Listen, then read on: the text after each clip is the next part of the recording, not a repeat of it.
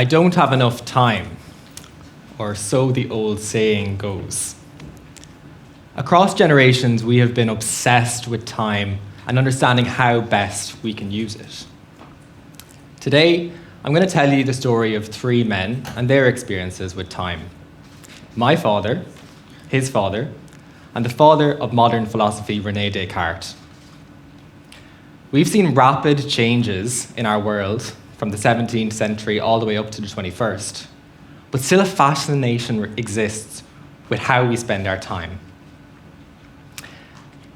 The case I'm going to make to you today is that spending time and how we use it is fundamental to true human happiness and health. In order to be able to do that, I'm going to bring you back to the 1600s, before the Enlightenment era, when René Descartes was writing prose about the need for us to doubt everything. For us to access our truest potential within society, we must doubt as far as possible all things. What Descartes was talking about was that there was an unlocked human potential within us that we have yet to uncover. It is not enough to have a good mind. The main thing is to use it well. Despite these doubts, we still yearn for a better version of ourselves. We eat kale. We drink gallons of water. We sleep for 8 hours. We breathe with purpose. And that's just to get by. What Descartes couldn't have predicted is that in the 21st century, not only would it be a nice thing to have to use our minds well, but a requirement. The world of work has changed so dramatically. We innovate, we create, we are producing mass amounts of product, often to the detriment of the world around us. And we are now in a situation where the world is burning around us, and in the process, we are burning out too. So with that in mind, we must go back to the words of Descartes and doubt as far as possible all things, including whether the world of work is working for us. Let's fast forward a small bit to my second companion, my grandfather, who was a rural farmer in a by and large agrarian society in Ireland. For him, working 7 days a week was normal. From dusk till dawn, toiling the land or milking the cows was a necessity. For me, that doesn't sound like the ideal work week. But for him, he had something in the world of work that I don't have. His purpose was clear, and he existed in the last remnants of a society that expected him to be productive for anyone else but himself and his own family. Fast forward to our final companion, my father. By the time he had entered the world of work, a shift in the worker's psychology had been embedded.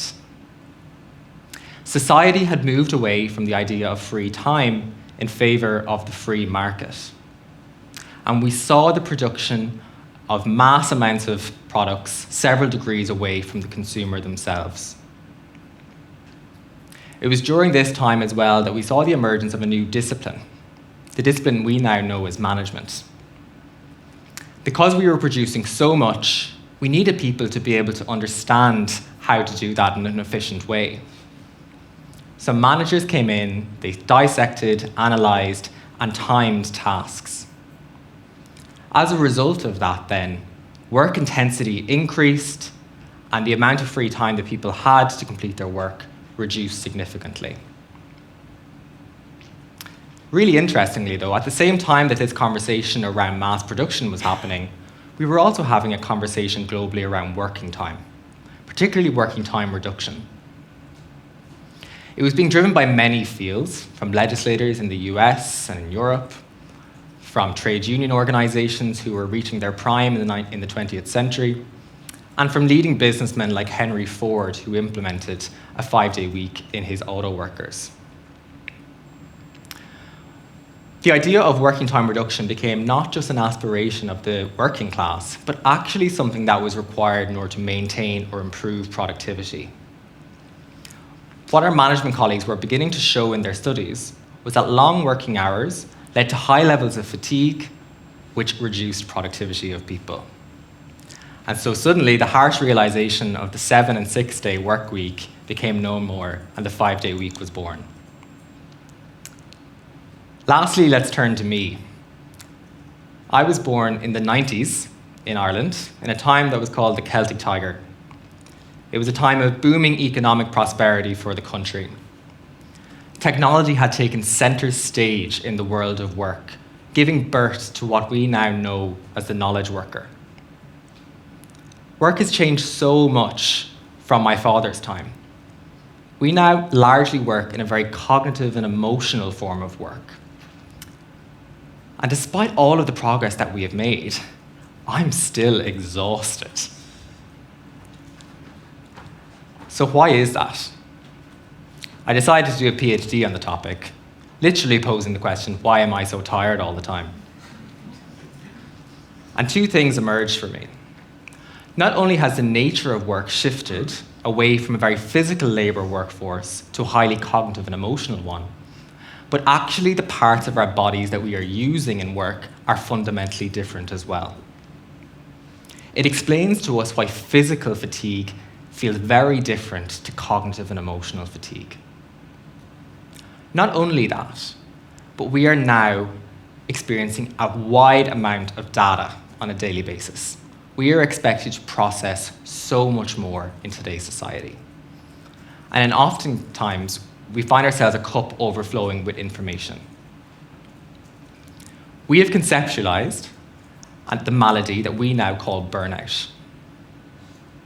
We created that as an occupational disease. And it's not by coincidence that the term burnout is analogous to being cogs in a machine. In fact, we have so conceptualized our understanding of our emotional expression that we liken ourselves to being like a machine. When we put that expectation on ourselves to perform constantly, ever standardized, we are going to constantly burn out. In fact, we're constantly running out of steam and grinding to a halt. You might be feeling a little bit hopeless right now. I know I was. But let's draw back on the words of Descartes once again. You must conquer yourself rather than the world. And for today, I ask you all to take away some of the words of Descartes on doubting whether the way you're working is working for you. For the past 100 years, we have used time as an arbitrary metric to define what productivity looks like for us. We need to challenge our assumption that we don't have enough time, but in fact, we are just using our current time unwisely. There is a growing amount of evidence out there now showing that reduced working hours in the form of a 4-day week is beneficial for individuals' performance through reducing their levels of stress and improving their lifestyles, through improving team collaboration and performance, through improving business performance, including revenue generation, and more broadly, leading to a more sustainable and equitable world for us all. But what is happening within organizations that helps to drive that sort of change? Well, we go back to science once again. Similar to how we have fundamental physiological needs, like the need to eat, the need to sleep, the need for shelter. We have 3 psychological needs that need to be fulfilled. And if we can do so, we feel happier, motivated, and can work more intelligently, working smarter, not longer. Let's go through what some of those needs are. Take, for example, when you're doing a task that you enjoy. So you're learning to play the piano, you're cooking a new recipe, you're going out for a run. You might find yourself actually becoming quite absorbed by the activity. And at the end of it, you say, God, I did a really good job there. When we are looking at tasks that we enjoy, we have dopamine firing in the brain, which drives us towards achieving mastery in that skill. And that's our first fundamental psychological need. We want to become masters. We enjoy the work because we see the progress in the work. It's the task of doing it. The problem with the world of work today is that we have used time as an arbitrary scapegoat for defining what good looks like. Long working hours means you must be a good worker, right? But we know that that is actually not the case. Recent research from Gallup's State of the Global Workforce finds that only 10 to 12% of the workforce is actually engaged in work. When we think about that, there is such an untapped potential to get more out of people, for business and for themselves. In 4-day-week organizations, the fundamental shift that happens is that you remove time as a productivity metric. Work becomes a lot more focused on output, and you drive towards key performance indicators that are transparent. As a result, people know what good looks like, and they can strive towards mastery in that.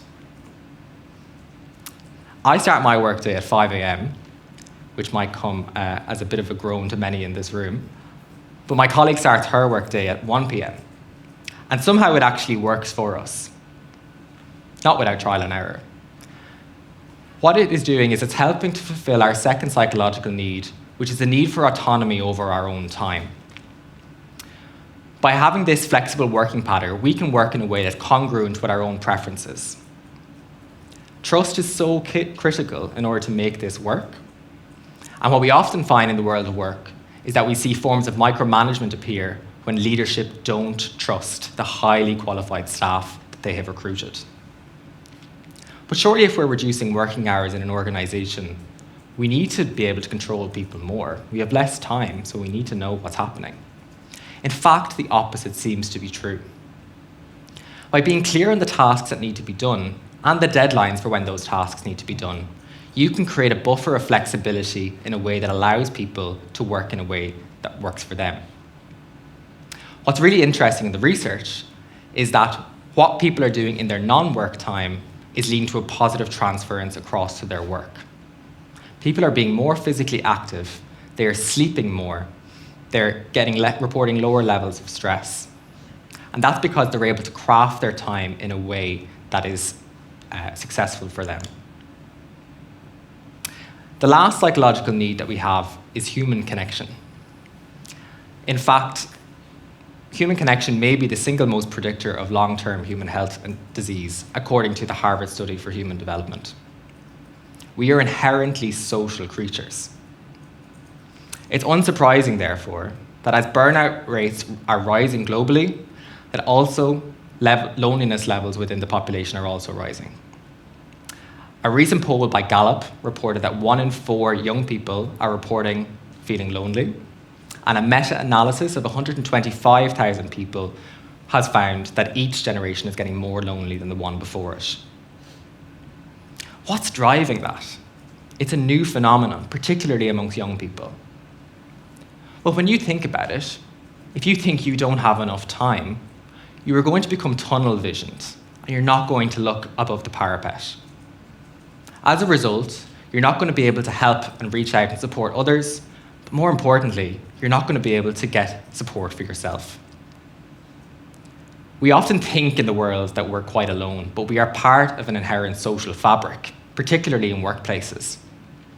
And actually, we have the biggest potential resource that we can access in the form of teamwork and collaboration in order to fulfill that psychological need while also working less hours. In 4-day-week organizations, what we find is that there is a heavy focus away from individual performance towards team performance. There is a much bigger focus on collaboration and building psychological safety and trust within teams. As a result, you see people leading to higher levels of commitment towards their workplace and putting their best foot forward. I would like to be able to leave you with the thought that reducing working hours alone isn't going to help create work-life balance. But it's the fundamental changes that we see happening within people's organizations and in their lives that leads to that transformative change. What we are trying to do is get people to work smarter, but not longer, tipping the balance back. Today, by placing doubt on your own ways of work, you're at that first stage of change. Much like my grandfather, who worked in harmony with his needs, maybe it's time for us to free ourselves of the industrial shackles of my father. I don't have enough time, or so the saying goes. what if we dared to create more time for ourselves? In this pursuit, the quote, "It is not enough to have a good mind. The main thing is to use it well," it can cease being a hope of a philosopher long gone and instead become our reality. The opportunity is in our reach, and there is no time like the present. Thank you.